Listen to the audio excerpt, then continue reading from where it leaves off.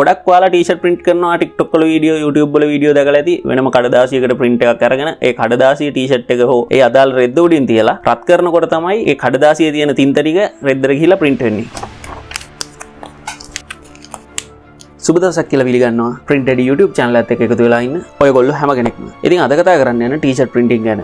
මේ දවස්වල ගොඩක් කට්ටිය තමන්ගේ brand එකට personal t-shirt එකක් print කරගන්නවා. ඒ වගේම ගොඩක් කට්ටිය t-shirt printing business start කරලා තියෙනවා. ඒ වගේම YouTubers ලා වගේ business කරන කට්ටිය එයාලගේ personal t-shirt print කරලා එයාලගේ brand එකත් එක්ක related t-shirt print කරලා ඒ දේවල් විකුණනවා. ඉතින් මේ හැමෝටම වැදගත් වෙන මාතෘකාවක් තමයි අද කතා කරන්න යන්නේ. ඒ තමයි t-shirt print කරන්න පුළුවන් method මොනවද? ඒ වගේ තියෙන වාසිය අවාසි මොනවද? ඒ print කරන process එක මොකක්ද? සහ ඒක වාට කොච්චර දුරට ගැලපෙනවද කියන එක. ඉතින් අද කතා කරනවා t-shirt print කරන්න පුළුවන් method 7ක් ගැන. ඒකේ පළවෙනි එක තමයි DTG, ඒ කියන්නේ direct to garment. ඒ වගේම දෙවෙනි method එක තමයි DTF, ඒ කියන්නේ direct to film.